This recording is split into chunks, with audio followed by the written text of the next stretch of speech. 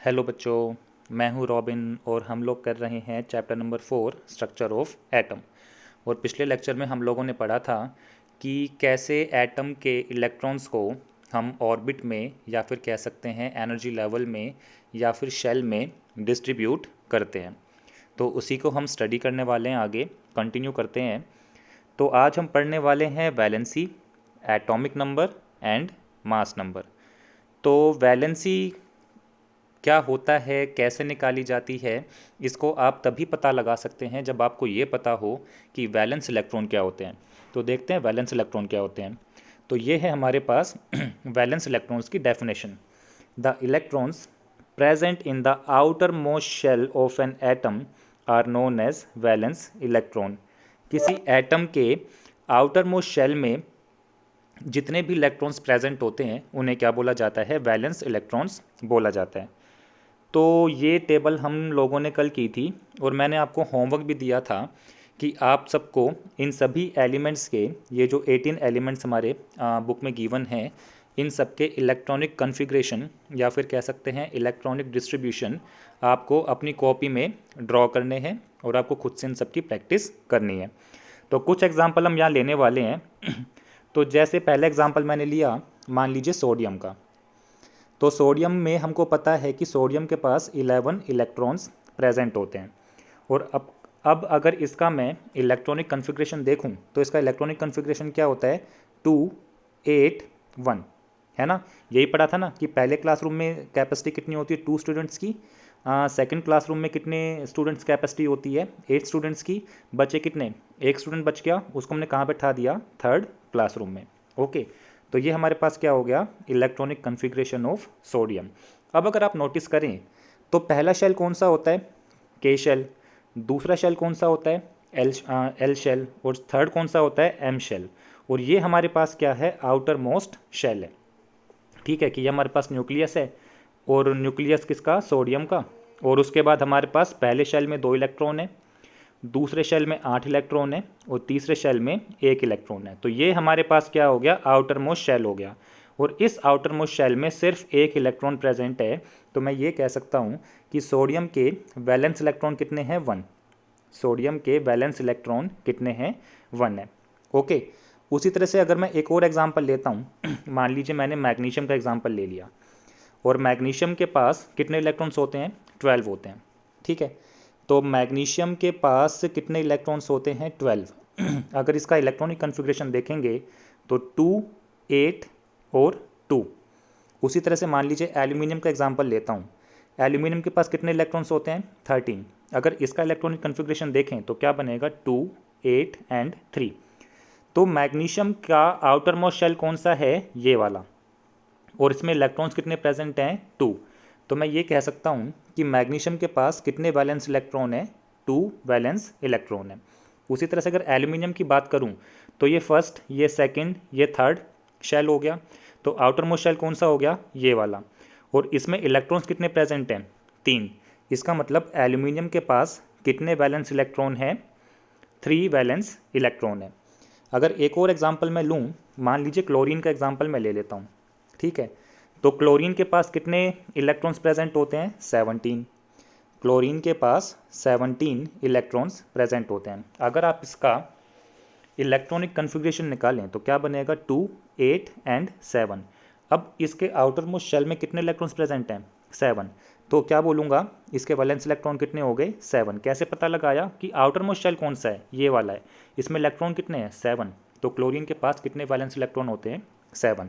बात करते हैं आर्गन की। आर्गन के पास इलेक्ट्रॉन्स होते हैं 18। कॉन्फ़िगरेशन क्या हो गया? 2 8 एंड 8।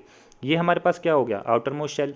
इसमें इलेक्ट्रॉन्स कितने प्रेजेंट हैं? 8। तो मैं ये कह सकता हूँ कि आर्गन के पास वैलेंस इलेक्ट्रॉन कितने प्रेजेंट होते हैं? 8 वैलेंस इलेक्ट्रॉन प्रेजेंट होते हैं। ओके, सिंपल है। तो आपको ज़्यादा कुछ नहीं करना, बस आपको फिर से वही टेबल रिवाइज करनी है, इलेक्ट्रॉनिक डिस्ट्रीब्यूशन देखना है, और उसके बाद आपको ये देखना है कि आउटर मोस्ट शेल कौन सा है और उसमें कितने इलेक्ट्रॉन्स प्रेजेंट हैं। तो चलिए आगे बढ़ते हैं। तो atom would thus react so as to achieve an octet in the outermost shell. This was done by sharing, gaining और losing electrons. इसका क्या मतलब होता है, इसको भी देखते हैं। हम लोगों ने पढ़ा था कि किसी भी एटम के आउटर मोस्ट शेल में मैक्सिमम 8 इलेक्ट्रॉन्स आ सकते हैं, 8 इलेक्ट्रॉन्स आ सकते हैं। ओके, जब हमने इलेक्ट्रॉनिक कन्फिग्रेशन पढ़ा था, हमने ये पढ़ा था कि कैसे इलेक्ट्रॉन्स को डिस्ट्रीब्यूट किया जाता है ऑर्बिट्स में, तो उसमें एक रूल हम लोगों ने पढ़ा था कि एटम के आउटर मोस्ट शेल में मैक्सिमम 8 इलेक्ट्रॉन आ सकते हैं। तो इसका मतलब ये हुआ कि कोई भी जो एटम है उसकी जो भी केमिकल एक्टिविटी होगी वो इस बात के ऊपर डिपेंड करती है कि उसके पास आउटर मोस्ट शेल में कितने इलेक्ट्रॉन्स हैं, और अगर वो कोई भी केमिकल एक्टिविटी करता है तो वो केमिकल एक्टिविटी किसके लिए कर रहा है, ताकि उसके पास आउटर मोस्ट शेल में 8 इलेक्ट्रॉन आ जाए। तो किसी भी ऑर्बिट के अंदर 8 इलेक्ट्रॉन का होना क्या कहलाता है, ऑक्टेट कहलाता है। ओके, तो कोई भी एटम जब रिएक्शन करता है, किसी भी एटम के साथ कंबाइन होता है, तो वो अपने इसी ऑक्टेट को पूरा करने के लिए कंबाइन होता है। ओके, कि जैसे कि मैंने बोला, सोडियम का एग्जांपल मैंने लिया, सोडियम के मुझे पता है 281 का इलेक्ट्रॉनिक कन्फिग्रेशन होता है। अब इसके आउटर मोस्ट शेल में कितने इलेक्ट्रॉन्स हैं, 1 इलेक्ट्रॉन्स हैं। ठीक है, होने कितने चाहिए थे, 8 होने चाहिए थे। तो ये कोई भी रिएक्शन अगर किसी भी एटम के साथ करेगा, या फिर कह सकते हैं कि अगर ये किसी भी एटम के साथ कंबाइन होगा तो किस लिए होगा, ताकि इसके आउटर मोस्ट शेल में 8 इलेक्ट्रॉन आ जाए। ठीक है, तो ये ऐसा कैसे किया जा सकता है, ऑक्टेट तो पूरा करने के लिए कुछ ना कुछ करना पड़ेगा ना। तो अपना ऑक्टेट पूरा करने के लिए कोई भी एटम या तो इलेक्ट्रॉन्स को शेयर करता है, या फिर इलेक्ट्रॉन्स को गेन करता है, या फिर इलेक्ट्रॉन्स को लूज़ कर देता है। ठीक है, शेयर करना मतलब, ठीक है, शेयरिंग कहते हैं ना, शेयर करना कि भाई किसी और के साथ, एटम के साथ अपने इलेक्ट्रॉन्स को क्या कर लिया, शेयर कर लिया। गेन करना मतलब होता है एक्सेप्ट करना, कि मान लीजिए सोडियम का एग्जांपल लिया तो इसके पास ऑप्शन क्या है कि ये किसी और एटम से 7 इलेक्ट्रॉन्स को ले ले। अगर किसी और एटम से इसने 7 इलेक्ट्रॉन्स को एक्सेप्ट कर लिया तो अब इसके पास आउटर मोस्ट शेल में कितने इलेक्ट्रॉन्स हो जाएंगे, 8 इलेक्ट्रॉन्स हो जाएंगे। ठीक है, या फिर इसके पास एक और ऑप्शन है, क्या, लूज़ करने का। लूज़ करना कैसे, कि अगर इसने इस इकलौते इलेक्ट्रॉन को लूज़ कर दिया, मतलब अपने एटम से बाहर निकाल दिया, तो इसके पास आउटर मोस्ट शेल में एक भी इलेक्ट्रॉन नहीं बचेगा। ठीक है, तो ये शेल क्या हो जाएगा, ख़त्म हो जाएगा। अब हम ये कह सकते हैं कि सोडियम के पास 2 ही शेल बचे, एक में कितने इलेक्ट्रॉन है, 2, और एक में कितने इलेक्ट्रॉन है, 8। तो मैं ये कह सकता हूँ कि अब सोडियम के पास आउटर मोस्ट शेल में 8 इलेक्ट्रॉन बचेंगे। कब, जब ये अपने एक इलेक्ट्रॉन को लूज़ कर देगा। ठीक है, तो कुछ ऐसे ही वैलेंसी निकाली जाती है। तो वैलेंसी क्या होती है, तो वैलेंसी होती है कि कोई भी एटम अपना ऑक्टेट कंप्लीट करने के लिए जितने इलेक्ट्रॉन्स को गेन करता है, या फिर लूज़ करता है, या फिर शेयर करता है, उसे क्या बोला जाता है, वैलेंसी बोला जाता है। ठीक है, तो अब हम कुछ एलिमेंट्स की वैलेंसी निकालने वाले हैं। ओके, तो बात करता हूँ, मान लीजिए लिथियम की बात करता हूँ। लिथियम के पास 3 इलेक्ट्रॉन्स होते हैं, टोटल 3 इलेक्ट्रॉन्स होते हैं। अगर 3 इलेक्ट्रॉन्स होते हैं तो इसका इलेक्ट्रॉनिक कन्फिग्रेशन क्या हो जाएगा, 2,1, 2,1। ठीक है, अब एक बात देखना, आउटर मोस्ट शेल कौन सा है, ये वाला।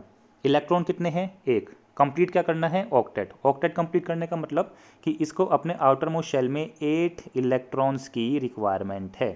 ठीक है, अब इसके पास है 2 ऑप्शन। 2 ऑप्शन क्या है कि या तो ये गेन कर ले, कितने, 7 इलेक्ट्रॉन्स, या तो ये 7 इलेक्ट्रॉन्स को गेन कर ले, या फिर ये लूज़ कर दे अपने इकलौते इलेक्ट्रॉन को।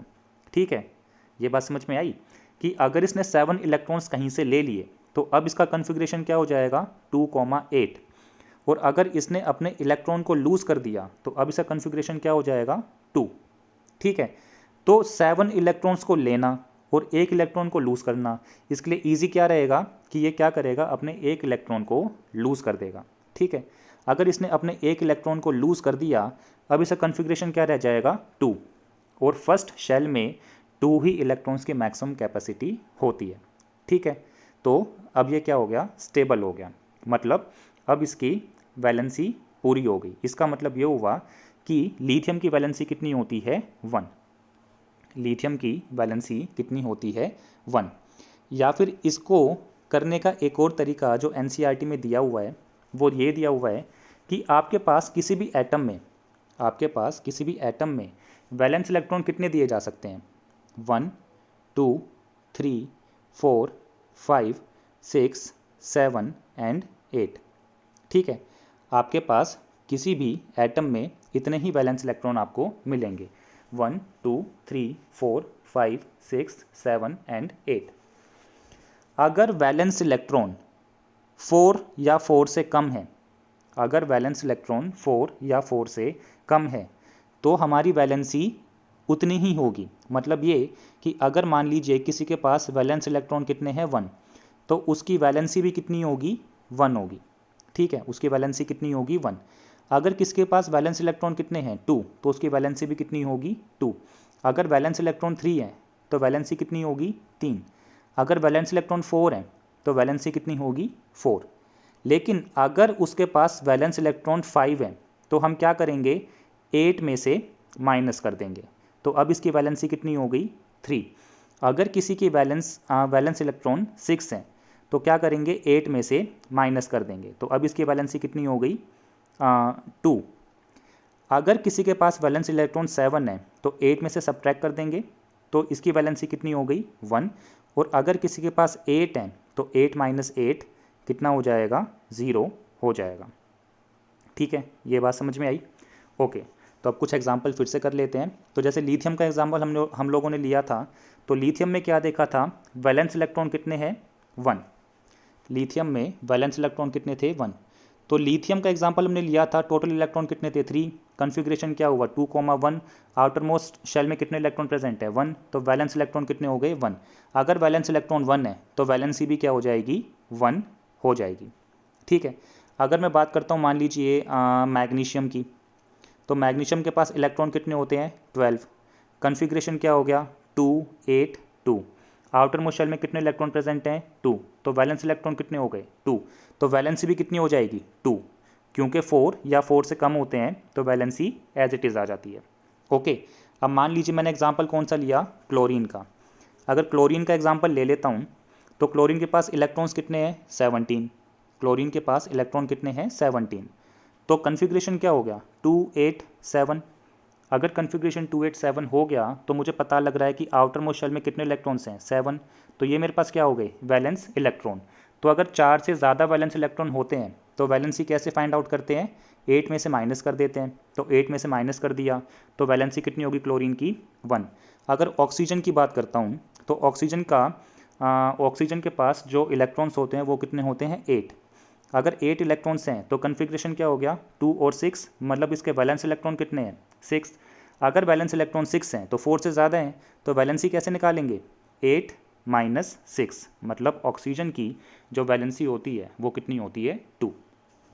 ठीक है, तो आपको बस यही करना है कि फिर से इस टेबल को उठाना है और जो रूल मैंने आपको बताया है वो रूल आपको यहाँ पे अप्लाई करना है। अब देखना यहाँ पे ये क्या है वैलेंस इलेक्ट्रॉन, क्योंकि आउटर मोस्ट शेल में है, कितने हैं 1। 4 से कम है तो एज इट इज़ वैलेंसी आ गई।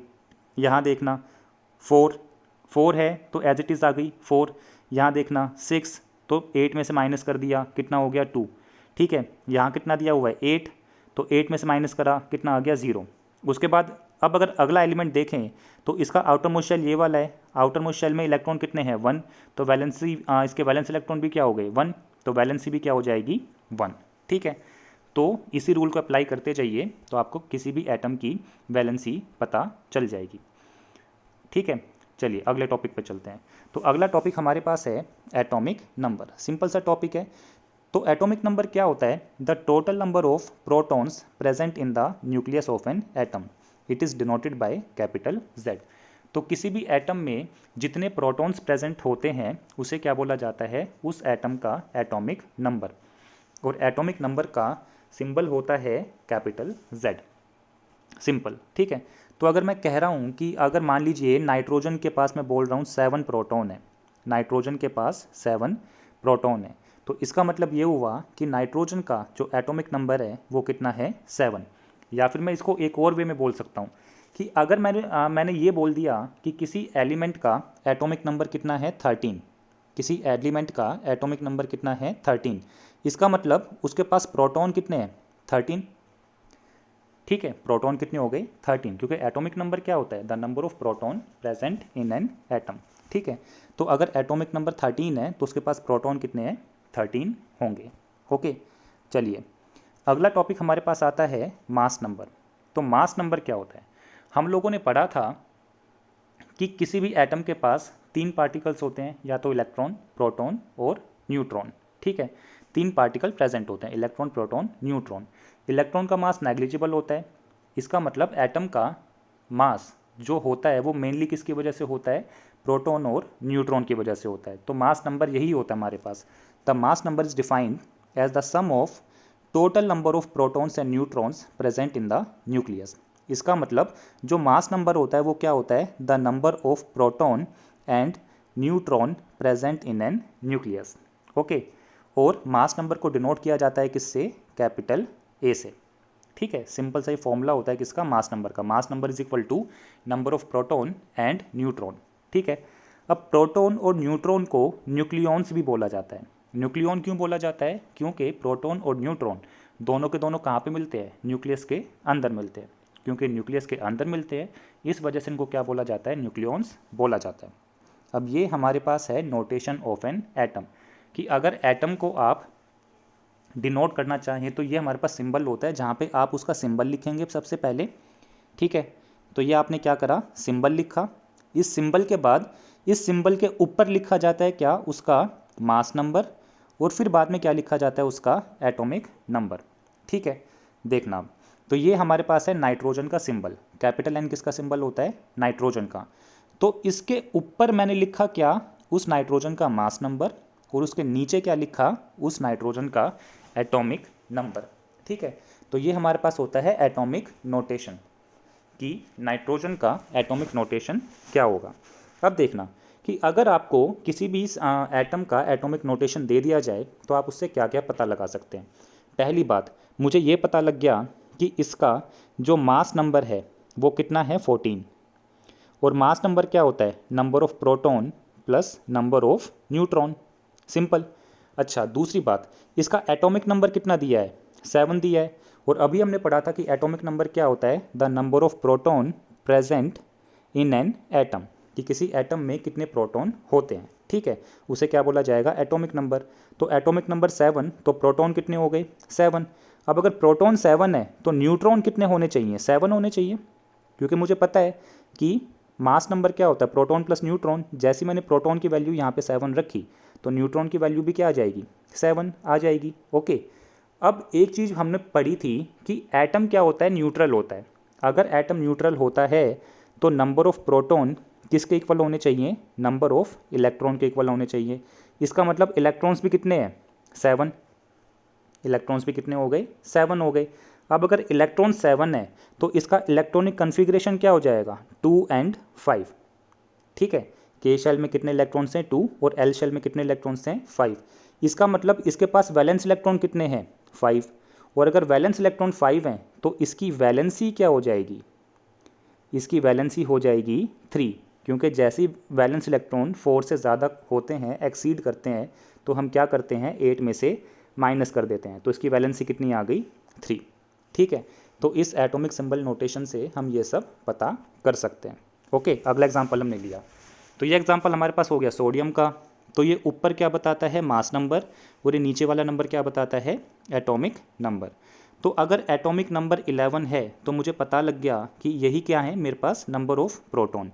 और अगर एटॉमिक नंबर क्या है मेरे पास? मास नंबर कितना है? 23। तो ये क्या होता है हमारे पास? Number of proton plus number of neutron. अब प्रोटॉन मुझे पता है कितने हैं? 11। तो न्यूट्रॉन कितने आ जाएंगे? 12 आ जाएंगे। ठीक है, अच्छा, अब एटम क्या होता है? न्यूट्रल होता है। अगर एटम न्यूट्रल है मतलब नो चार्ज, तो पॉजिटिव चार्ज और नेगेटिव चार्ज क्या होना चाहिए? इक्वल होना चाहिए। तो इसका मतलब प्रोटॉन और इलेक्ट्रॉन क्या होने चाहिए? बराबर होने चाहिए। तो इलेक्ट्रॉन भी कितने होंगे? 11 होंगे। अगर इलेक्ट्रॉन 11 हैं तो कन्फिग्रेशन क्या हो जाएगा? 2 8 1। तो वैलेंस इलेक्ट्रॉन कितने हो गए? 1 हो गए। तो वैलेंसी भी क्या आ जाएगी? 1 आ जाएगी, क्योंकि अगर 4 या 4 से कम होते हैं वैलेंस इलेक्ट्रॉन तो वैलेंसी एज इट इज़ आ जाती है। ओके, और ये एक और हमारे पास एग्जांपल हुआ। तो ये हमारे पास क्या? Atomic number. अगर एटॉमिक नंबर 2 है तो यही मेरे पास क्या हो गया? नंबर ऑफ प्रोटॉन हो गया। उसके बाद ये हमारे पास क्या है? Mass number. तो मास नंबर का मतलब क्या होता है? Number of proton plus number of neutron. और ये कितना इक्वल दिया हुआ है 2 के। और अब मुझे पता है प्रोटॉन कितने हैं 2 हैं, तो न्यूट्रॉन भी कितने होने चाहिए 2 होने चाहिए, ठीक है। और अगर आपको याद हो हमने पढ़ा था ना रदरफोर्ड वाले में अल्फ़ा पार्टिकल, तो अल्फ़ा पार्टिकल यही बोला था आप लोगों को। अल्फ़ा पार्टिकल क्या होता है, हीलियम का 2 पॉजिटिव आयन होता है जिसने अपने 2 इलेक्ट्रॉन लूज कर दिए होते हैं, और उसका मास कितना होता है 4 यूनिफाइड मास। अब यहाँ से आप देखना मास नंबर कितना है 4 है, और किसकी वजह से बना है प्रोटॉन और न्यूट्रॉन की वजह से। प्रोटॉन का मास भी कितना होता है 1U, न्यूट्रॉन का मास भी कितना होता है 1U, टोटल कितने हैं 4, तो मास कितना हो गया 4 यूनिफाइड मास, ठीक है। तो ऐसे आप किसी भी एटम का अगर नोटेशन आपको गिवन हो तो आप उससे उसके number of proton, number of neutron, number of electron, valence electron and valency find out कर सकते हैं। तो आज आपके लिए फिर से वही होमवर्क है कि ये जो टेबल गिवन है आपको, इस टेबल का यूज़ करके आपको ये सब फाइंड आउट करना है कि उसका मास नंबर कैसे कैलकुलेट करेंगे, उसका एटॉमिक नंबर क्या होगा, ठीक है, वैलेंसी कैसे कैलकुलेट करेंगे, ये सब। ओके, तो आज के लिए बस इतना ही। Thanks for watching, bye bye.